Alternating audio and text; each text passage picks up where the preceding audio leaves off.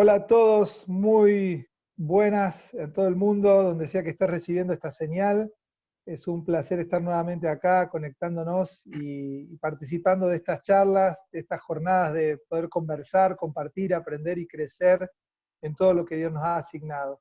En esta tarde tengo el placer de poder encontrarme con el apóstol Alberto Calviño. Él está en el sur de la Argentina y es un maestro y un apóstol para toda Latinoamérica y para todas las naciones, y estamos compartiendo un trabajo hermoso a través de la palabra de Dios. Así que sin mucho preámbulo quisiera presentarlo. Apóstol Calviño, bienvenido a esta jornada. Es un gusto de que pueda estar acá con todos nosotros.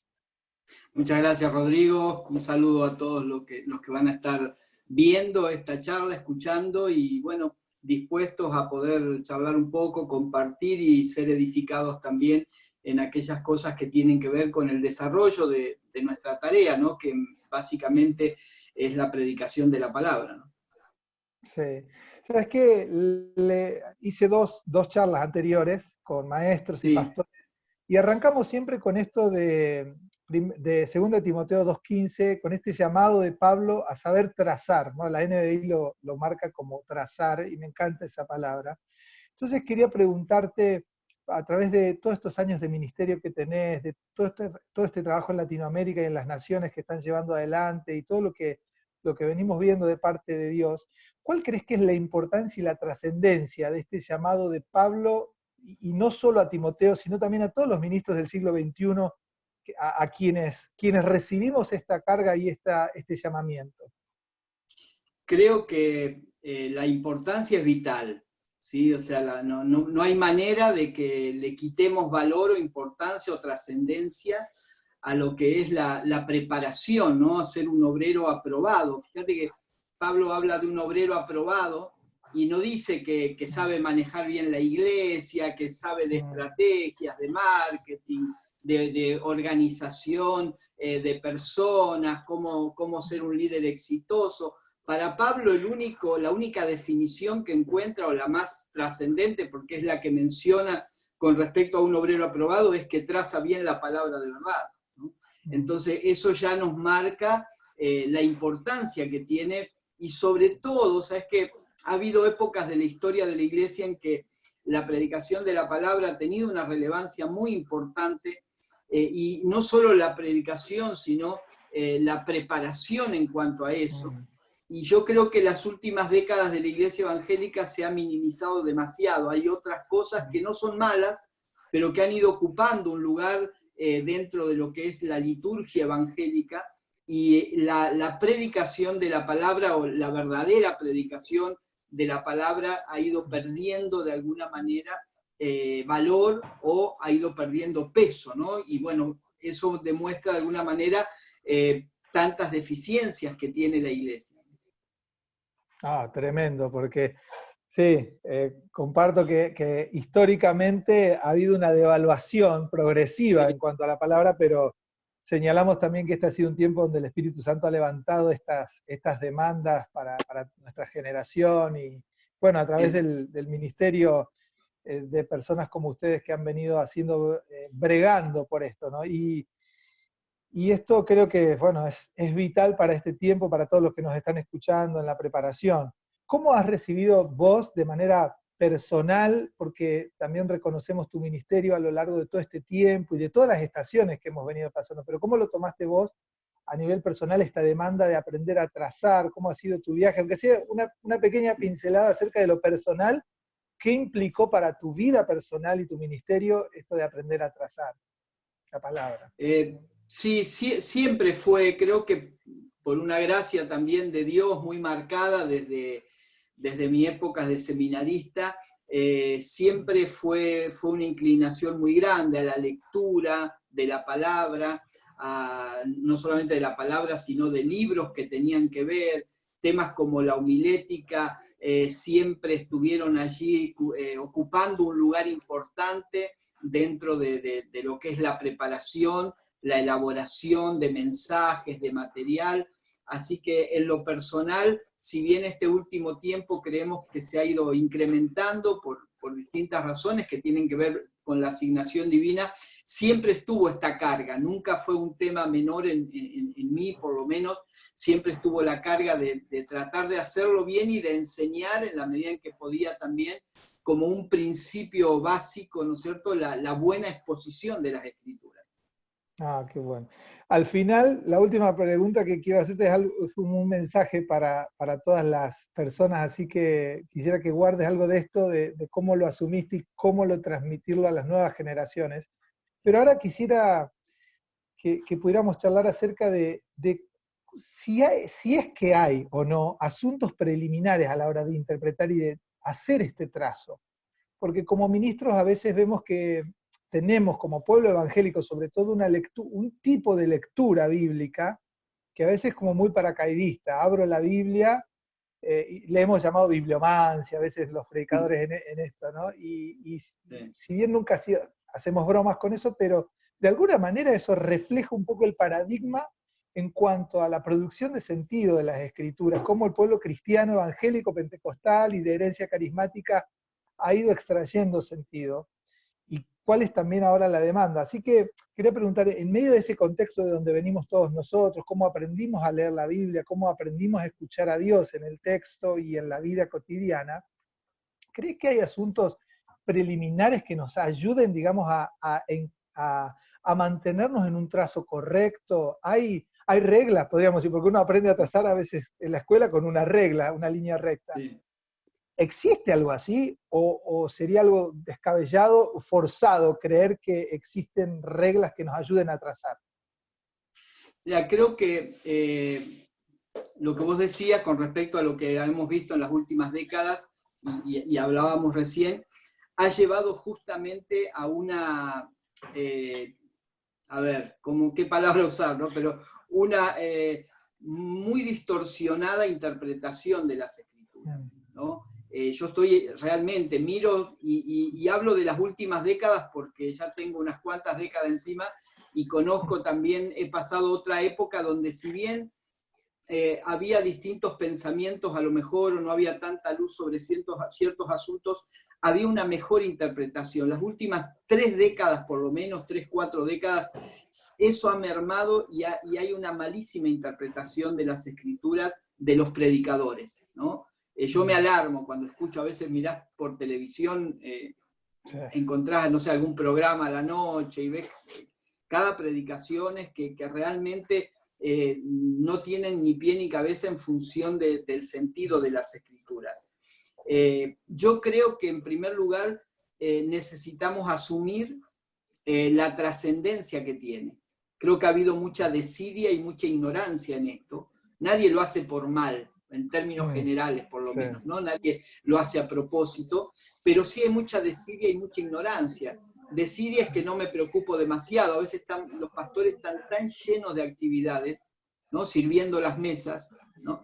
Que no hay tiempo para la oración y la palabra, entonces es cuestión de abrir la Biblia, agarrar un versículo y bueno, y lo que el Espíritu guíe y chamuchamos un rato, 30, 40 minutos, 3 gloria a Dios, 4 aleluya y que la gente se vaya contenta. Y esto que estoy diciendo, yo desearía que fueran excepciones. Lo triste es que no, es la norma casi, la excepción es otra cosa en este caso, ¿no? La mayoría de los casos vemos eso. Entonces, primero, entender la trascendencia de la predicación de la palabra. Que la predicación de la palabra no es algo así nomás. La predicación de la palabra es el método que Dios escogió para formar a los santos, ¿sí? A Dios le plació, dice, dar a conocer por medio de la locura de la predicación, ¿no? Por eso Pablo le aconseja esto a Timoteo, y lo vemos en muchísimos versículos de la Biblia, la importancia y la trascendencia que tiene las Escrituras, y cuando algo es importante y trascendente y valioso, no lo podés manejar así nomás, livianamente. No lo podés tratar como algo así nomás, sino que tenés que ser celoso en el trazo justamente de esa palabra que es tan valiosa, que es tan poderosa. Uno de los principios que tenemos que aprender como principios preliminares, además de darle valor a las Escrituras, es algo que yo recuerdo que un profesor mío lo enseñó en el seminario cuando estudiamos hace muchos años atrás, pero que siempre me quedó esa frase, ¿no? Que es ir a la Biblia, a la palabra de Dios, con la inocencia del ojo.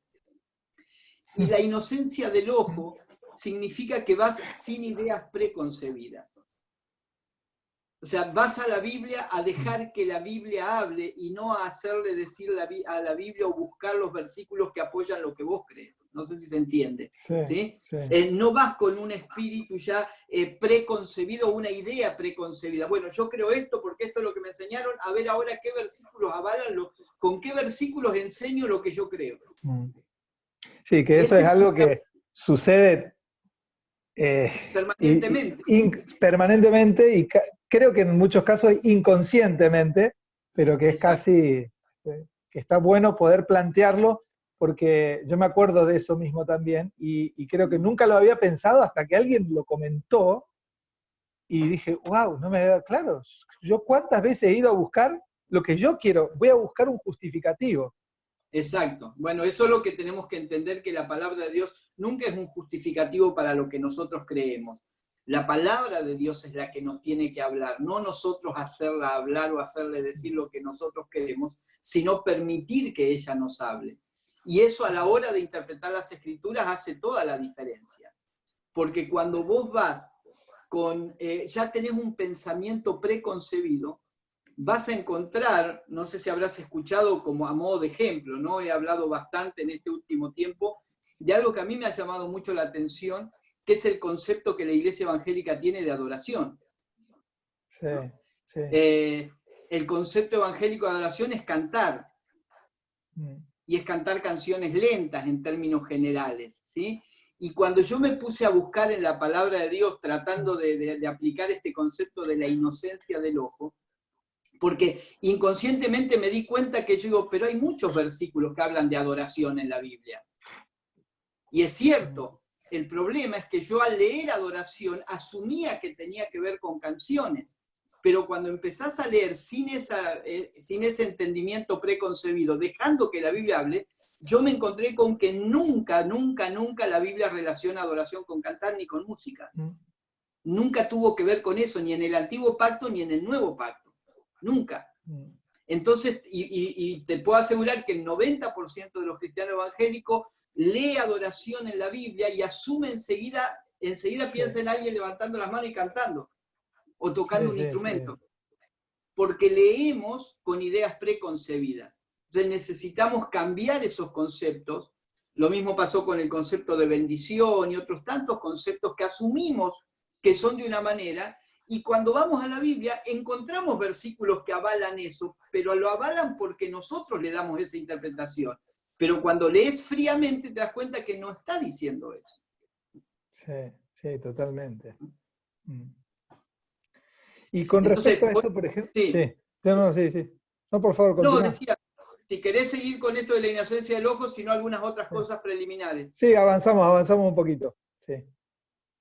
Otra cuestión que pude ver con respecto a esto es el papel, obviamente, vital, esencial de la palabra de Dios con respecto a las tres personas de la Trinidad, ¿no? Al Dios Trino, ¿sí? Dios Padre, Hijo y Espíritu Santo. Y hay tres aspectos que, la verdad, nosotros lo habíamos estado estudiando como tres aspectos separados, temas que nos parecían importantes, pero en este último tiempo me di cuenta que en función de la hermenéutica de la interpretación tienen una importancia realmente tremenda. Estos tres conceptos son, por un lado, la eternidad de Dios. O sea, si yo voy a leer cualquier pasaje bíblico sin entender la eternidad de Dios, entonces mi interpretación va a ser deficiente, porque no es lo mismo leer desde nuestra mentalidad cronos, donde todo lo evaluamos por tiempos pasado, presente y futuro, que entender que el Dios que escribió, que inspiró la palabra, y el Dios del que nos habla la palabra, es eterno. No tiene nada que ver con nuestro tiempo cronos. Entonces, entender la eternidad de Dios me parece que es un tema primordial, como preliminar justamente, para luego ir a las reglas más elementales, podríamos decir, o técnicas de lo que es la interpretación de las Escrituras. sumado a la eternidad de Dios, es la supremacía de Cristo. Si yo no entiendo la supremacía de Cristo, tampoco voy a interpretar correctamente la palabra, porque Cristo es el tema de la Biblia. O sea, Cristo es el tema excluyente de la Biblia. Y si yo saco a Cristo de la Biblia, o no lo saco de la Biblia, pero no entiendo que por encima, que la Biblia no habla de otro tema. No, pero la Biblia habla del pueblo de Israel, y habla de esto, y habla de aquello. La Biblia nunca se trató de otras cosas más que de Cristo. Dios usó un pueblo, Dios usó un arca, Dios usó distintas cosas para llevarnos a un entendimiento mayor acerca de Cristo, pero el tema excluyente, y el mismo Señor le dice a los fariseos, ustedes creen que conocen las Escrituras, pero no se dan cuenta que ellas hablan de mí, no hablan de otra cosa, ¿no? Entonces, eternidad de Dios, supremacía de Cristo, y por último, el ministerio del Espíritu Santo. Entender que el intérprete de la palabra es el Espíritu Santo, y nuestra dependencia, aún al hablar de técnicas hermenéuticas, tenemos que tener cuidado porque muchos han caído en el tecnicismo de las reglas hermenéuticas y han perdido la dependencia del Espíritu Santo, y esto también es peligroso. Totalmente, sí. Entonces, esos tres ejes para mí son esenciales a la hora de entender, y nos ayudan a entender estas cosas, tener clara la eternidad de Dios, tener claro que por encima de todo está Cristo, y que el intérprete de las Escrituras es el Espíritu Santo por excelencia, nos van a ayudar a tener una visión global de las Escrituras y no una mentalidad de versículos. Tremendo, porque algo que me permito agregar, solo comentar algo acá, pero es que cuando una percepción que tengo de este último tiempo es que el pueblo evangélico a nivel general y global tiene una mentalidad de picoteo, es decir, es como comen las gallinas, un poquito por acá, otro poquito por allá, y es una mentalidad muy versiculera, está firmemente arraigado. Toda la argumentación del pensamiento cristiano popular de este último tiempo, y tal vez de una herencia como la que venimos nosotros, sin desprestigiarla, pero al fin y al cabo haciéndonos cargo también un poco de todo esto, es una mentalidad que está argumentada todo a través de puntos particulares, sin tener una esquematización global y espiritual de todo el proyecto histórico de Dios, digo histórico en el sentido del devenir de la historia, en su eternidad y en su plan. Y veo que muchas veces el entendimiento es extremadamente fraccionario, y a partir de la luz de un principio que está basado a veces en medio versículo o en una palabra, se trata de entender lo macro, ¿no? Y a veces es un juego de ida y vuelta permanentemente, pero lo triste es cuando hay solo un conocimiento tan fraccionado, es sumamente peligroso, porque es casi una traspolación de un principio a toda la vida, lo cual da como tristes resultados, ¿no? Argumentaciones, fundamentaciones, y sobre todo que después llevadas a la praxis de la iglesia terminan siendo, bueno, unas tristes lamentaciones, cosas que terminan a veces arruinando ciertas cosas. Pero me encantó esto, y creo que a todos los que están escuchando nos va a venir muy bien poder tener en claro estos tres pilares o estos tres fundamentos a la hora de la interpretación, que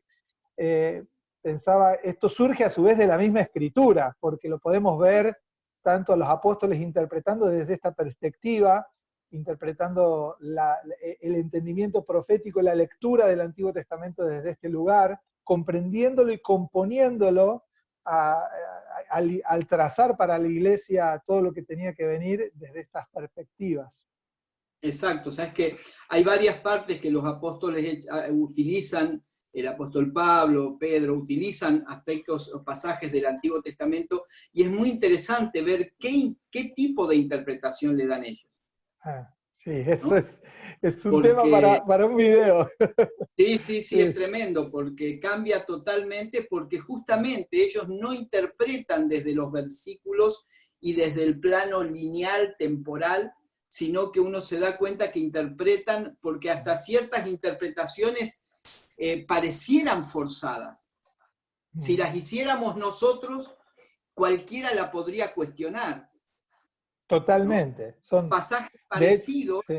pasajes parecidos en un tema que, bueno, en algún momento habrá que hablar, que es el tema de Israel, por ejemplo, y la iglesia, y los tiempos futuros, y todo eso. Pasajes parecidos, si uno hace alusión, dice, no, no, pero en el Antiguo Testamento hay esta promesa, y Dios dice esto, y es así, y lo aplican exclusivamente a Israel. Y un pasaje similar, o el mismo pasaje, capítulo, en otro versículo, lo toma Pablo y lo aplica, le da otra aplicación Sí. totalmente distinta. Pero Ups. Hola, hola. Hola.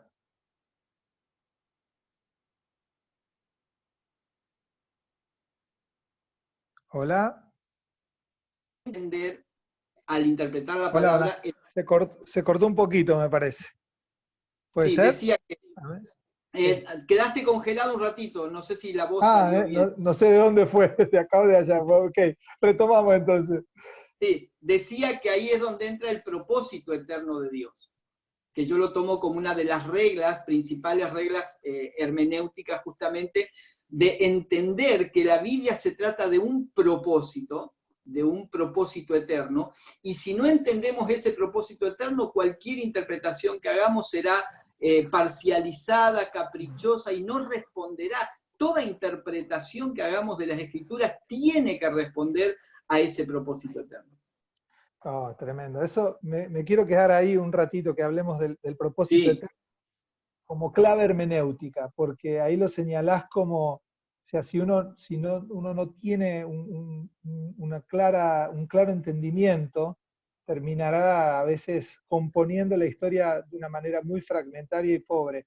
Pero me exacto. gustaría que si pudieras definir para todos qué es el propósito eterno, porque esta es una frase también que viene resonando mucho y a veces por no preguntar, como es el proverbio chino, es que prefiero, bueno, no importa, no viene el caso, que por no preguntar las personas le dan su propio sentido a la frase, ¿no? Y a Sí, o se veces, la toma como una frase, eh, una frase así teológica, como algo muy mm, alto, y a veces se lo deja pasar simplemente, ¿no? sí. Entonces quería preguntarte, ¿a qué se refiere la frase propósito eterno? ¿Qué significa? ¿No? Y si es posible trazar entre medio de estas preguntas, o sea, ¿cuál es la base escritural? ¿De dónde viene esto en las escrituras? ¿Dónde ha estado? ¿Por qué resuena tanto en este tiempo? Hay muchas escrituras que podríamos mencionar, son demasiadas por ahí como para hacerlo en este espacio, pero sí hay, la Biblia habla mucho, por ejemplo, el apóstol Pablo escribiendo a los romanos el famoso versículo 8:28, ¿no?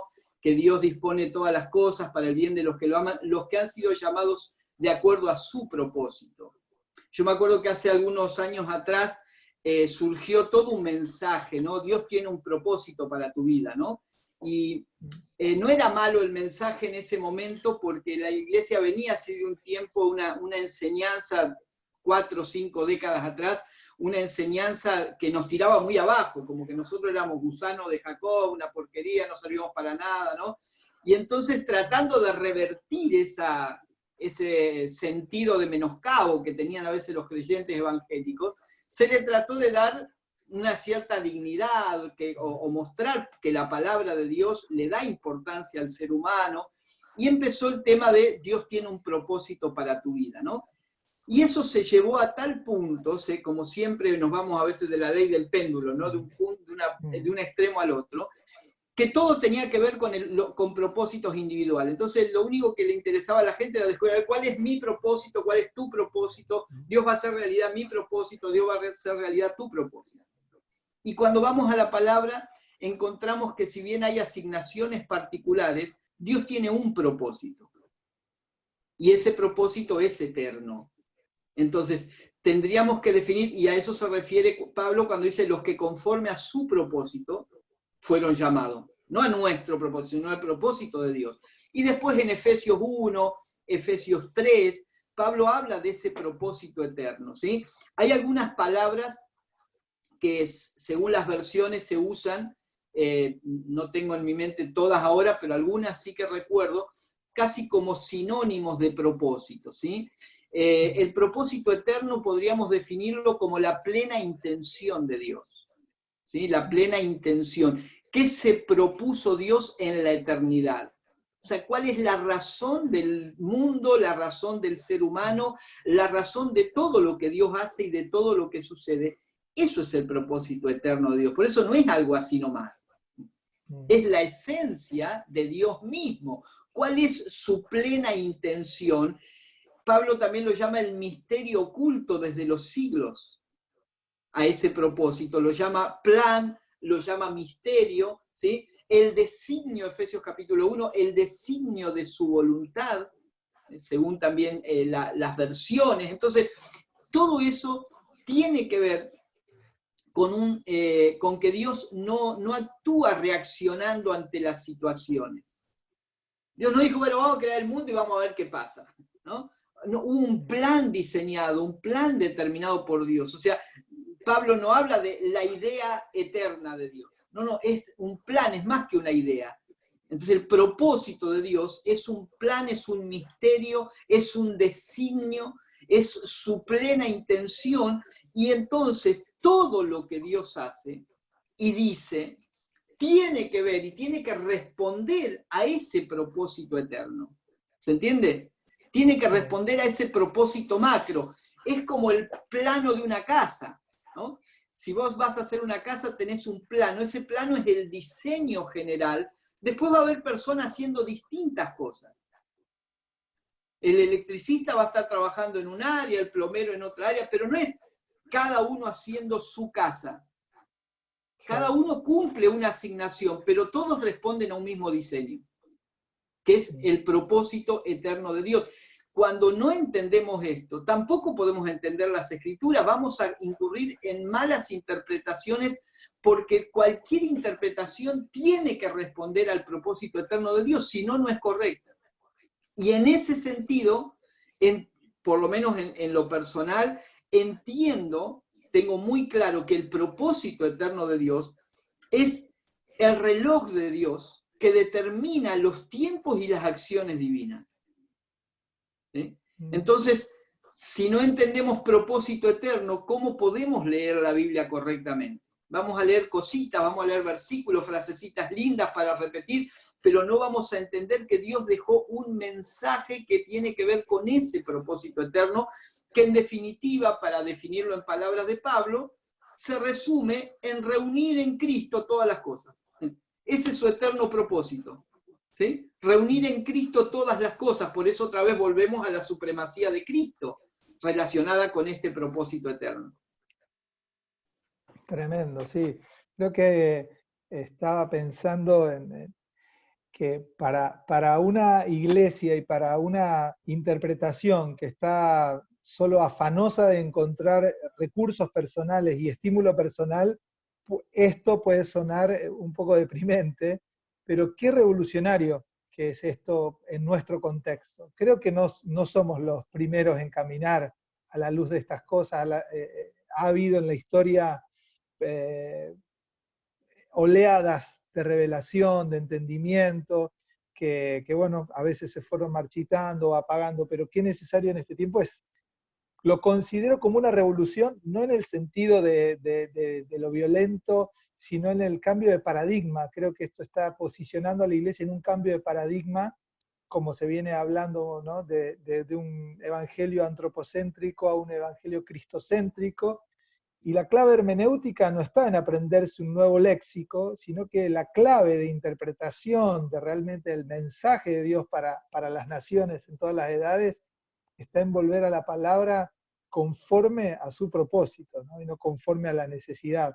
Tal vez la mayoría de nosotros aprendimos a leer la Biblia desde el contexto de la necesidad y en la dinámica de la provisión personal, de poder tener algo paliativo para hacerle frente a esto, a la situación, y a lo sumo un entendimiento de lo eterno en términos de cuando me toque la muerte me voy al cielo. Y ahí se acababa toda la eternidad, ¿no? Todo lo eterno tenía que ver a lo mejor con un evento futuro y nada más, y no con una perspectiva de la eternidad en cuanto a lo que Dios está ejecutando y llevando adelante por su voluntad. Así que me parece fundamental que podamos charlar estas cosas. Sí, eso ha deformado el Evangelio tremendamente. ¿Sí? Ha deformado el Evangelio llevándolo a un plano del hombre en el centro de la escena y un Dios tratando de satisfacer todas sus necesidades, ¿no? Entonces, y desde ahí se interpretó la Biblia. Por eso se interpretan versículos y se le hacen decir a versículos cosas que cuando, en algunos casos con un pequeño, simple análisis, no responde a lo que dice la palabra, pero se los usan porque en definitiva todo se trata de que la gente esté mejor, de qué me puede dar Dios, de cómo Dios puede hacer realidad mi sueño. Entonces todo se trata de nosotros en esa interpretación, pero tiene que ver con haber perdido de vista esto. Y saber, Rodrigo, que buscando, leyendo muchas veces, me doy cuenta, primero, recuerdo muchas cosas que me enseñaron cuando estudié en el seminario, pero no recuerdo que estos principios como la eternidad de Dios, la supremacía de Cristo, el propósito eterno, el ministerio del Espíritu, no recuerdo que me hayan enseñado esto como parte de la hermenéutica. Sí como la teología, pero no como principios elementales para la hermenéutica. Y buscando a veces también en libros de hermenéutica, no se tratan casi estos temas, se dedican más a la parte técnica, pero se pierde de vista esto que considero que es de vital importancia, porque si perdés esa perspectiva, perdés todo. Creo que acá justo estábamos hablando en otra de las charlas acerca del valor de la teología en la hermenéutica, sí. y me parece genial lo que estás diciendo, para rescatar algo, porque tal vez la mayoría de las personas piensan que lo teológico es algo frío y especulativo, sobre todo, y filosófico, de carácter filosófico, pero es lo que hacemos en la iglesia todo el tiempo, y de hecho interpretar es lo que hacemos cualquiera. Cuando abre la Biblia y ya elige qué leer, ya interpretó, exacto, algo interpretó, exacto, consciente o inconscientemente ya lo hizo. Entonces es algo que está en nosotros, pero qué bueno, porque es verdad lo que decís. Creo que la crítica que se nos ha hecho por ahí a los que hemos estado en el seminario, desde el otro lado, del otro extremo del ala, en la iglesia era que del seminario, los fríos, todo eso, porque la presentación de la hermenéutica era algo totalmente divorciado de la praxis espiritual y eclesial.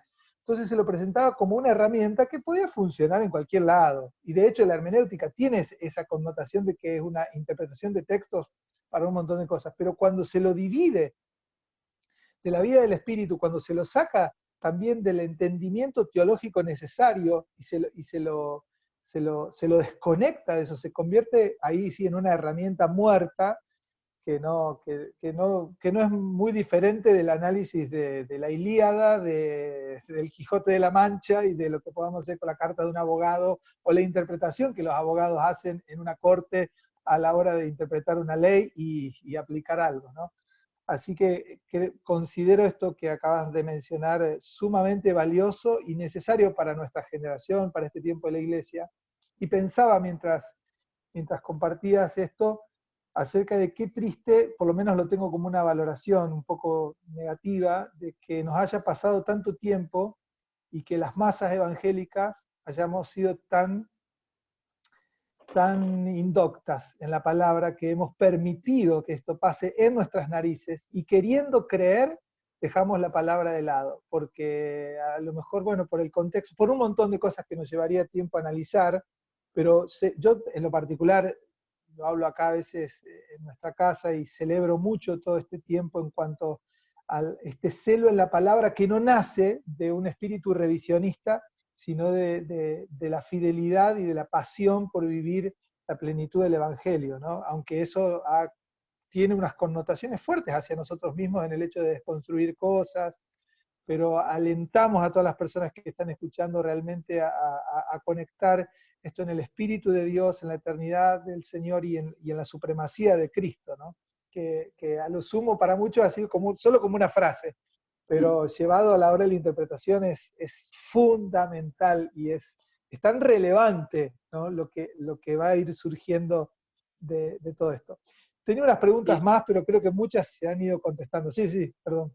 No, decía que vos fíjate que este tema de la ignorancia no en sentido peyorativo, sino como descripción, la falta de conocimiento evangélico en términos generales con respecto a las escrituras, hay dos cosas. Por un lado, la gran ignorancia de quien realmente tiene cero herramientas y agarra, como decíamos, versículos bíblicos para hacerle decir cualquier cosa, y otros que tienen más herramientas, y que estudian más, pero que han perdido de vista estos ejes fundamentales de los que hablamos, entonces la interpretación termina yendo también por otro lado.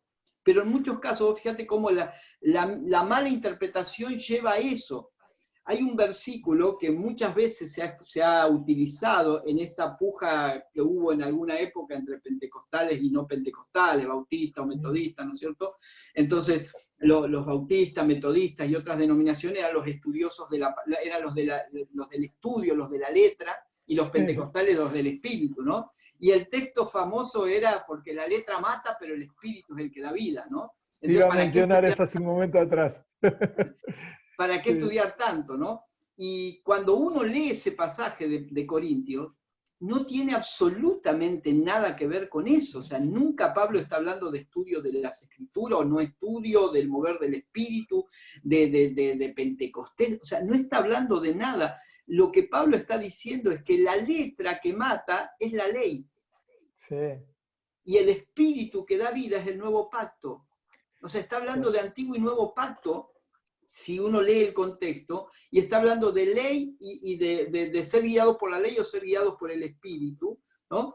Y en ese contexto dice que el ministerio de muerte era el antiguo pacto, por eso la letra mata, y el ministerio de vida es el ministerio del Espíritu, por eso la letra mata, pero el Espíritu vivifica.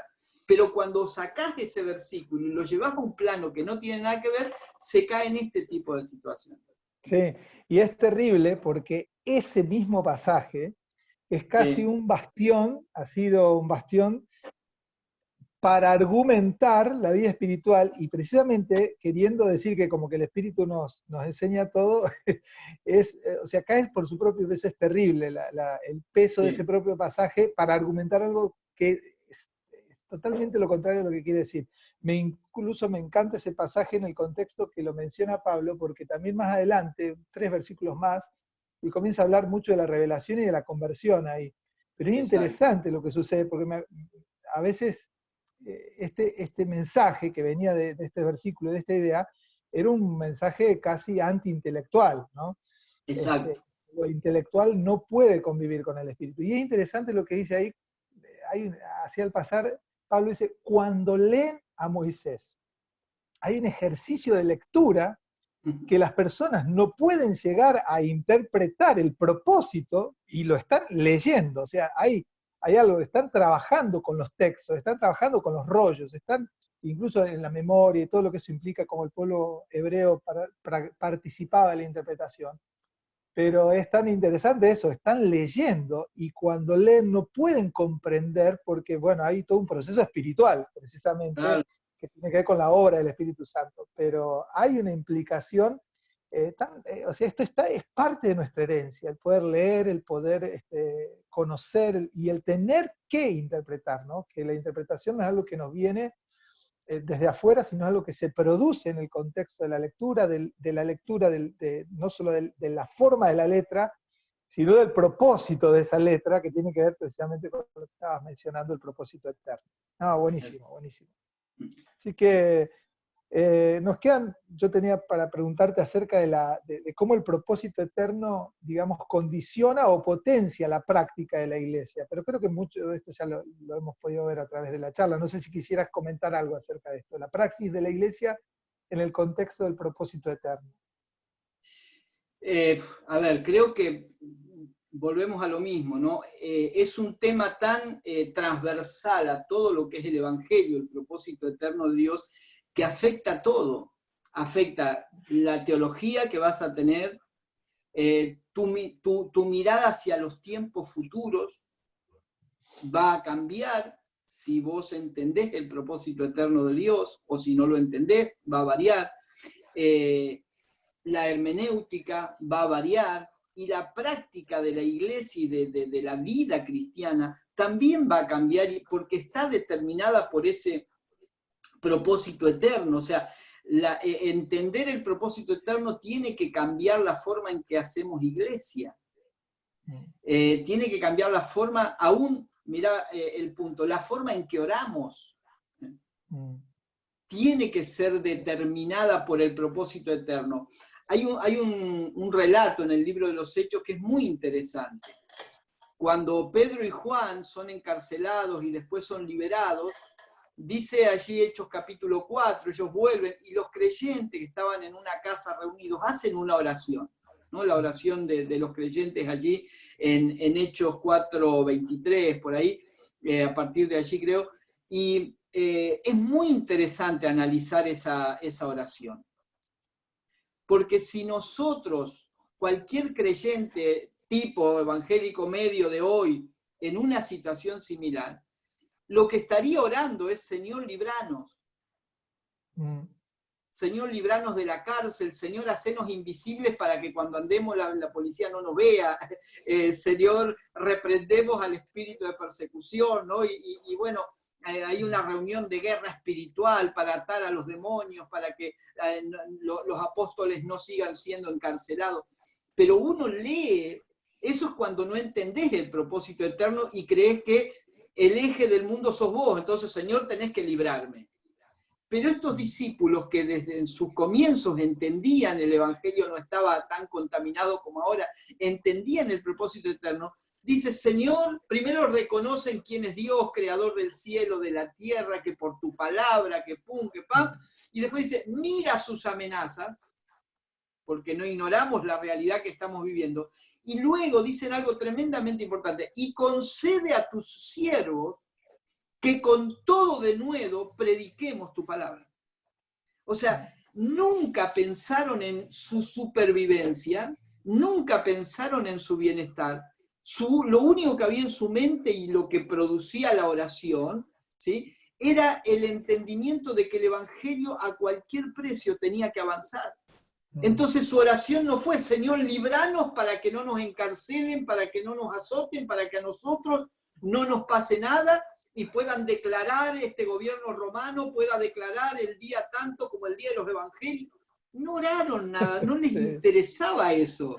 Lo que les interesaba era seguir predicando y: Señor, aunque nos maten, danos fuerza y valor para que enfrentemos la persecución, pero que no se detenga la predicación del evangelio. Esa oración solamente la puede hacer quien entendió el propósito eterno. Si no, no la haces. Sí. Por eso digo que afecta directamente la práctica de la iglesia, lo que hoy estamos viviendo. Entender que la iglesia es mucho más que un edificio. O sea, todas estas cuestiones parten de un entendimiento del propósito eterno de Dios. Totalmente. Qué bueno. Gracias. Muchísimas gracias por lo que estás compartiendo. La verdad que lo estoy re disfrutando y quisiera seguir charlando un montón más. Creo que vamos a tener que hacer otros videos, pero pensaba hace unos años atrás, movido por otras cosas, pero tomé el tiempo para leer todo el Nuevo Testamento señalando todas las oraciones, ¿no? Y analizar todas las oraciones bíblicas del Nuevo Testamento. Y es tremendo porque no existe nada de lo que el 95% de nuestra manera de orar cae por tierra, y no es porque estamos buscando modelos, ni solo un principio, pero realmente cuando uno ve el entendimiento y el contexto de las oraciones, si bien hay lugar para la petición y para el Señor ayúdame, ¿no? Me estoy ahogando, que pum, saque el agua, para la oración del ahogado. En general la oración apostólica y todo lo que tiene que ver pasa mucho por otro lado, ¿no? Este entendimiento del propósito eterno nos lleva a lugares insospechados para nuestra carne, para nuestra idea. Pensaba mientras hablabas de la lectura que Pablo tiene, precisamente cambia eso, la lectura de la vida, porque Pablo está preso en Filipo y está celebrando el avance del Evangelio. Che, le está contando: ¿sabes que le prediqué a la guardia pretoriana? El Evangelio está entrando a la corte, a los que más directos están con el emperador, y los creyentes a lo largo de, bueno, la tradición de los primeros 2, 3 siglos, toda esa gente que yo siempre celebro esto, que eran gente a veces con mucha ignorancia en el sentido de la preparación académica, pero con la vida de Cristo, sin poder argumentar muchas cosas, pero son la gente que dio vuelta el imperio, especialmente no porque eran grandes doctores en la palabra, con la lengua, sino por su vida. Y esto que era un mundo de, ahora podríamos decir, de planchadores, de cortadores de pasto, de oficios que en aquel momento, pero esos fueron los que entraron a las casas de las personas con una vida, con una hermenéutica que estaba ejemplificada en su vida, porque la hermenéutica no está disociada de la vida. La interpretación de la palabra es claramente visible a través de los hechos, la oración, y estas personas que tal vez que con lo poco que nosotros podemos pensar que es poco, pero llenos de la vida y de la gracia del Señor, realmente dieron vuelta el imperio en muy poco tiempo, cosa que asombra a todos los sociólogos e historiadores, cómo hicieron. Bueno, obviamente que ahí no nos vamos a poner a hablar de eso, pero especialmente en la oración es revelado cómo este entendimiento del propósito de Dios, y creo que la oración es donde a veces, sin quererlo o inconscientemente, más expresamos el entendimiento que tenemos de la vida espiritual, de la palabra, de quién es Dios. Totalmente. Ahí se ve todo. Porque aparte nosotros tenemos esa oración de que a veces empezamos a hablar y es como que salga todo, entonces fluye mucho ahí. Ahí de la abundancia del corazón habla la boca. Sí, 5 minutos está controlado, pero después se afloja la lengua y ahí sale ya sin edición, ¿no? Y entonces ahí uno ve lo que hay, uno mismo se sorprende a veces de lo que, ¿qué estoy orando? ¿Qué estoy pidiendo? ¿No? Así que bueno, apóstol, muchísimas gracias. Pero seguí. Si me permitís muy cortito, un solo aspecto más que me parece vital en cuanto a cómo afecta el propósito eterno a la práctica. Vos sabés que en la mayoría de las ciudades y a nivel provincial, nacional, se generan consejos pastorales y se busca la unidad, ¿no? Algo que tristemente ha fracasado bastante, ¿no? La realidad es esta, más allá de que se hagan. Una cosa es hacer cosas en conjunto y llevarse más o menos bien, y otra cosa es unidad verdadera de la iglesia, ¿no? Ahora, imagínate por un momento que todos, con las diferencias que podamos tener, pero que todos los pastores de una ciudad, de una provincia, pudiéramos todos entender el propósito eterno y vivir para el propósito eterno. ¿Qué impediría que haya verdadera unidad? Las grandes diferencias que hay de enfoques, tu ministerio, no, él va para allá, su ministerio va por aquel lado, el mío va por este, él tiene su visión, yo tengo mi visión, o sea, hay 80.000 visiones, ¿no? Y cada uno cede algo para estar más o menos cerca del otro, pero en definitiva lo que le interesa es su visión. Todo esto caería por tierra si se entendiera claramente el propósito eterno. Totalmente. Algo que me gustaría decir, que sería muy triste para nuestra generación que esto se levante como una bandera, es decir, como que tomar el propósito eterno como una especie de bandera, no denominacional, pero sí como una especie de matiz de moda, digamos, este es el lenguaje de lo que ahora se está hablando, ahora se habla de esto. Y sería muy triste a la luz de eso, y nosotros por ahí a lo mejor los que están caminando en este entendimiento, pretenderlo desde ese lugar, como una cajita donde metemos la cosa y ahora nosotros entendemos esto, ¿no? Y creo por conocer el espíritu tuyo, que esto está muy por encima de hacerlo como una especie de lema y de, esto es lo último que vimos, esta es la última novedad, y de trabajarlo desde ese lugar, ¿no? Así que bueno, en vista de todo esto que hemos conversado, quería pedirte si en 5 minutitos antes de irnos ¿qué recomendaciones prácticas pudieras darle a aquellos que anhelan obispado, o aquellos que ya están caminando, que hace poquito están en el ministerio, asumiendo una responsabilidad pública, y espiritual y social en sus comunidades, y también aquellos que nos escuchan que tal vez hace 30, 40 años que están predicando la palabra, que no han tenido mucha oportunidad como las que ahora estamos teniendo, y se encuentran con estas cosas y sienten una clara convicción en su corazón, un claro testimonio acerca de todo esto? Me gustaría que pudieras terminar con esta perspectiva. 2 o 3 cositas por ahí breves. Viene a mi mente enseguida, cuando me planteas esto, las palabras de Pablo a Timoteo, cuando le dice, predica la palabra. Y pareciera muy obvio decirlo como a modo de consejo. O sea, ¿cómo le vas a aconsejar a un pastor que predique la palabra? ¿No? Porque el pastor te podría decir, Cachito, si lo hago todos los domingos, o sea, 2 veces por semana, 3 veces por semana, ¿qué me está diciendo? Ahora, no es lo mismo hablar de la palabra que predicar la palabra.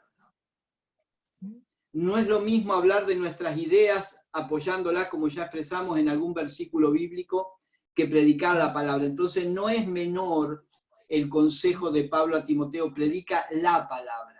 Le está diciendo, Timoteo, no prediques tus ideas, no prediques los temas de moda, no prediques lo que la gente quiere escuchar.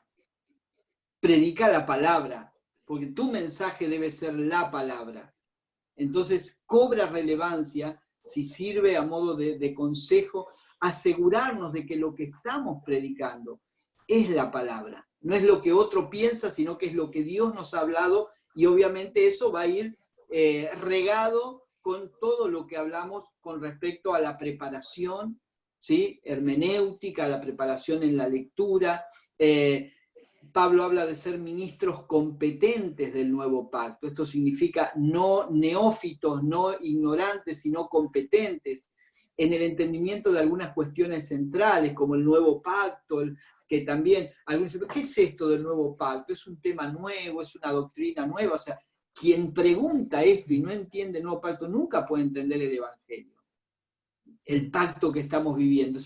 Pero en estas cosas tenemos que ser competentes. Y una cosita más que a mí me preocupa bastante es que algo que no abunda, más bien escasea demasiado en los púlpitos evangélicos, es lo que se ha dado en llamar en homilética, que vos conocerás, la predicación expositiva.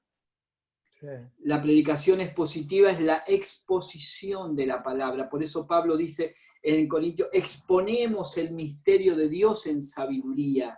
Si vos esa frase nomás tira por tierra cualquier concepto de no hay que prepararse. O sea, exponer lo que significa sacar a luz un misterio desde la sabiduría espiritual. O sea, es algo glorioso, pero que demanda un perfeccionamiento y demanda una capacitación permanente. Entonces, animar a los muchachos que están preparando, a los predicadores, es más trabajo, sin duda. Vos agarrás un versículo y podés hablar, si tenés un poquito de facilidad, podés hablar 40 minutos de ese versículo y la gente va a salir contenta. Pero exponer un capítulo de la palabra, exponer un pasaje extenso que trata un tema determinado de la palabra, es otra cosa, demanda otra elaboración. No es lo mismo comer una hamburguesa que un buen plato de ñoqui hecho por tu vieja, ¿sí o no? Claro, lleva otra preparación, lleva otra tarea, otro tiempo, ¿no? Lleva otro tiempo, otro esfuerzo, pero vale la pena. El valor nutricional que tiene un mensaje expositivo, o a mí me gusta mucho agarrar un pasaje e ir versículo por versículo, desarrollándolo, explicándolo, series de mensajes que abarquen un libro de la Biblia o varios capítulos.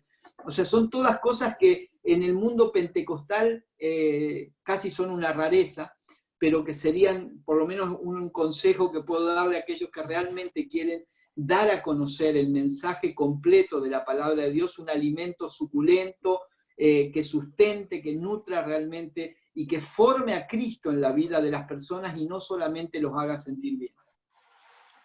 Bueno, apóstol, qué tremendo. La verdad que yo en lo personal estoy más que agradecido de poder hacer entrevista, esta charla, de hacer estas preguntas, pero celebro muchísimo lo que estoy escuchando, porque pocas veces en nuestro contexto, en nuestro devenir, y en las generaciones que venimos, tal vez algunos de nosotros sí hemos tenido, es normal esto, pero nunca ha sido como una voz amplificada, y las veces que había alguien amplificado decía, bueno, sí, pero no es tan así, bueno, vos decís, total, el Espíritu Santo te va a ayudar, ¿no?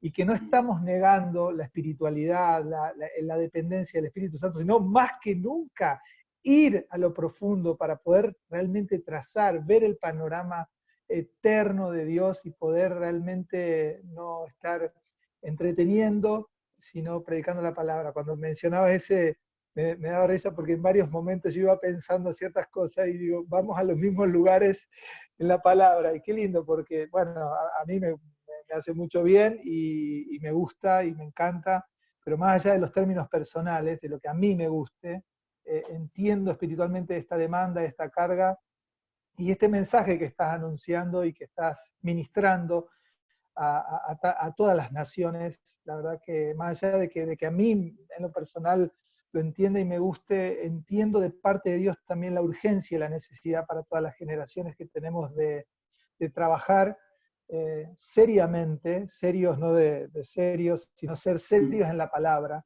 serios en la palabra. Y la verdad que le agradezco al Señor por tu vida, por lo que estás ministrando, por lo que estás enseñando, lo celebro.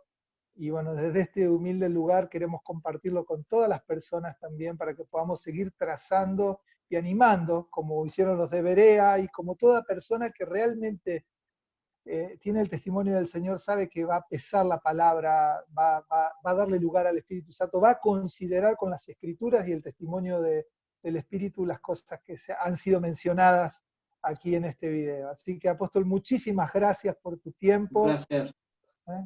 Muchas, muchas gracias. Valoramos mucho esto y esperamos que podamos hacer próximamente algunos videitos más.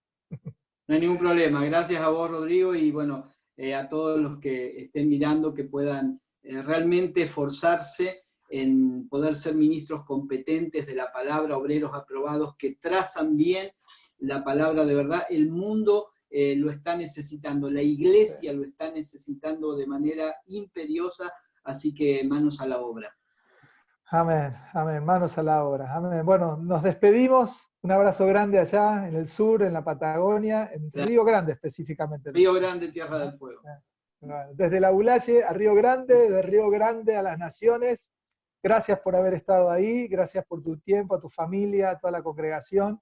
Y gracias a todos los que lo están mirando. Si esto te ha servido, compartilo, que esto sea para nutrir todo lo que el Señor te habló y te está ministrando, y que sea, no lo hacemos con una animosidad de generar un debate innecesario, sino de crecer en la palabra, en santidad, con seriedad, con respeto, con honra, celebrando de dónde venimos, pero también celebrando hacia dónde vamos en el propósito de Dios. Así que te bendecimos, disfrutamos, gracias por haber estado ahí, gracias apóstol, y bueno, chau para todos.